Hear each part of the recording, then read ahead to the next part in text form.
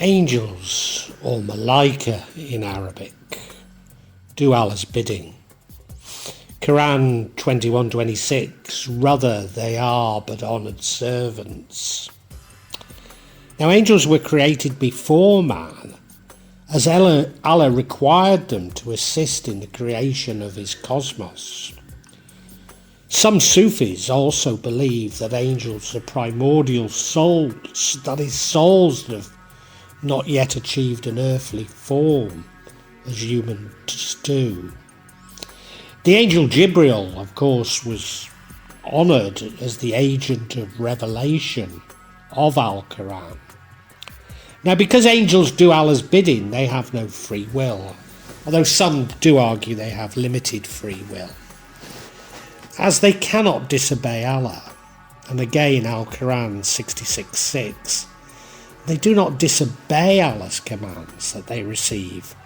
They do precisely what they are commanded. This means that unlike man, they also cannot become closer to Allah.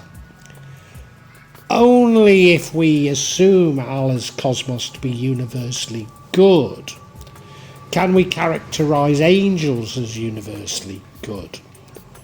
But most Muslims believe angels to be neither good nor bad, simply doing a job. Indeed, some Sufis make no distinction between angels and jinn. Those of you who've followed my series on Shams al-Marif will know that some angels have corresponding jinn. It is widely accepted this is because those jinn support the angels in the role that Allah has given them. But if there's no distinction between angels and jinn, then this makes even more sense. Others believe that angels keep Shaitan in check, but this is derived from the Christian concept of the eternal fight between good and evil, which really doesn't exist within Islam, despite some Muslims insisting that it does. Whilst others see angels as charged with the destruction of Shaitan, however, again, this is simply a human construct of defining good and, I wrote bad, I do mean evil, when this is Allah's prerogative.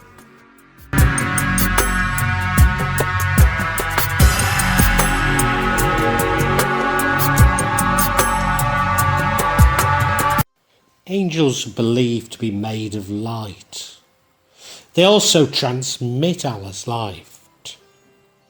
This is the pure light of love and bliss, a light of knowledge, which I believe is indicative of moving closer towards Allah.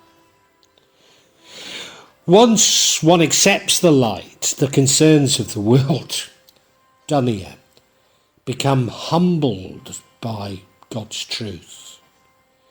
Because angels are from this light, they have no form or structure. Indeed, they are invisible. Therefore, they have no gender, nor can they commit sin. Remember, they have no free will. Which means within Islam, there can be no fallen angels, and therefore no Nephilim. They cannot be killed except with the blowing of the horn on the day of judgment. And nor do they sleep, eat or drink. But some believe that angels, Jibril, who revealed Al-Quran, Mikael, who is responsible for the forces of nature, Israfil, who blows the trumpet on the day of judgment, before dying, can take on a human form. They only do so when their role requires the interaction with man, not because they feel like it. However, some Muslims do borrow from the Christian tradition and see angels as anthropomorphic with wings. They're often large and heavy, but are beautiful. And most are white, but Jibril is supposedly green.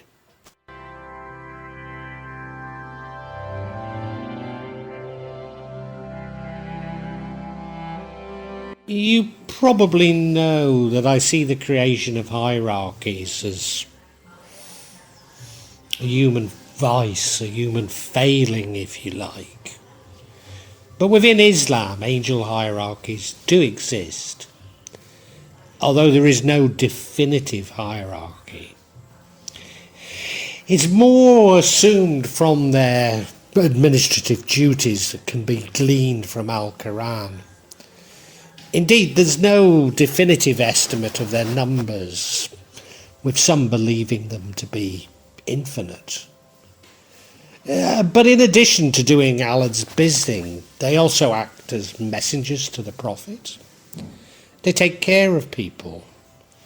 They record everything a person does, and this information is used on the Day of Judgment. They take people's souls to God when they die. And they welcome Muslims into paradise, and they supervise the pits of hell. Halamat al-Rashat are those who carry the Arsh, the throne of God. So these are comparable to the Christian seraphim. Some see these as closer to Allah than even the archangels, i.e. higher up this imaginary hierarchy. Moving from the archangels such as Jibreel with specific duties in the cosmos. And I also have not yet mentioned Azrael, who is an archangel and brings about death. But each of these archangels is aided by angels. For example, Naziat and Nashitat assist Azrael. Naziat ensures disbelievers die painfully, while Nashiat ensures believers die peacefully. The guardian angels, of which we have 4, although some say just 2, one to the right and one to the left. But there are front, back, left and right. To the left and right we have Kiraman and Katabin, the honourable recorders, who write down our good and our evil deeds. And it's those that we turn to at the end of our prayers and say Salam Alaikum. They also therefore question the soul when a person has died. Malik is the chief of the angels who cover Jahannam, or hell. 19 angel chiefs of hell are depicted in Al-Quran 74:10-11, whereas Ridwan is the angel who serves as the guardian of heaven. There are also angels who distribute provisions, rain and other blessings from God. Cherubim who are close to God and require the forgiveness for the sinners. And Harun and Marut are sometimes depicted as fallen angels who taught the humans in Babylon magic, and for that see my vlog on the Islamic Watchers. Unsurprisingly, Salafis consider anything other than a literal belief in angels and their hierarchy to be heresy. But they also believe that angels cannot be depicted, and certainly not as females. Indeed, all these are reasons for excommunication, takfir. But then they are very, very fond of takfir. Needless to say, I will continue to use Christian images of female angels in this vlog. Do you know, I'm feeling such a rebel. I might even go for a walk with my trousers trailing along the road.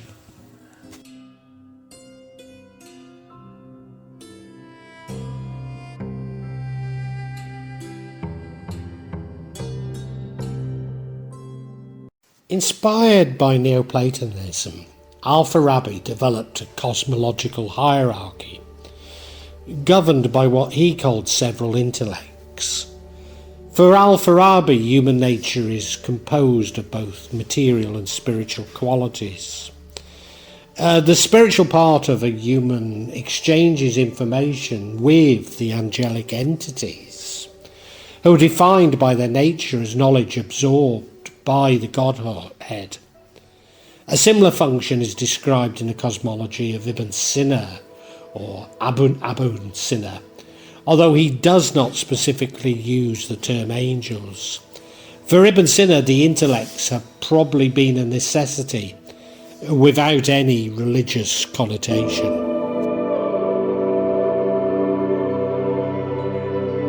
Al-Ghazali divides human nature into 4 domains, each representing another type of creature: animals, beasts, devils, and angels. These traits shared with bodily creatures are the animal, which exists to regulate the ingestion and procreation, and the beasts used for predatory actions like hunting. The other traits humans share with the jinn and the root in the realm of the unseen. These are that of angels and of the devils.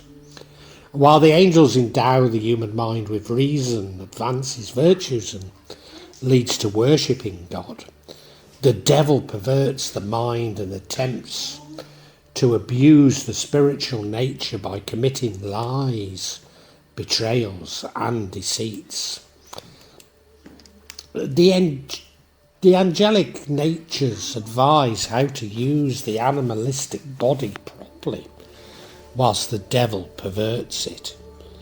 In this regard, the plane of the human is unlike those of jinn and animals, not predetermined. For humans are both potentially angels and devils, depending on whether the essential soul or the rational soul develop. From the spiritual realm, Malakut, the plane in which the symbols take on form, angels and devils advise the human heart, Qalb. However, the angels also inhabit the realm beyond considered the realm, from which reason Akal derives from, and in which devils have no place.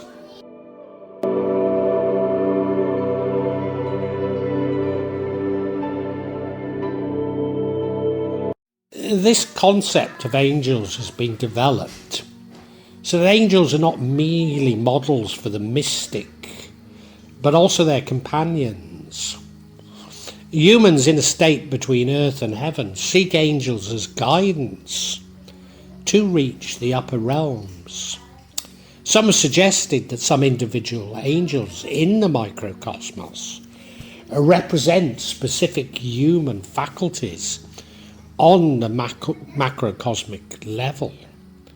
The presence of an angel depends on a human's obedience to divine law, whereas dirt, depraved morality and desecration may frighten or ward off an angel.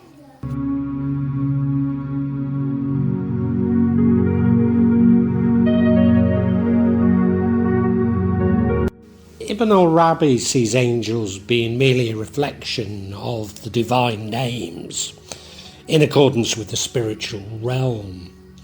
So humans' experience of the names of God manifested both in the spiritual and in the material world. Indeed, they are manifestations of Allah's divine attributes. So for Ibn al-Arabi, the divine names are literally the cosmos. Therefore, each angel is charged with maintaining balance in a part of the cosmos. This can lead to seeing angels as bringing karma, as they seek balance within nature, Alam, and the cosmos. And this balancing can be experienced as karma, either good or bad. This brings us, however, back to the idea that angels are neither good nor bad. We may experience this reaction as bad karma, but it's simply balance. And maybe this is a warning that we should not attempt to control nature and the cosmos, but simply to submit to Allah.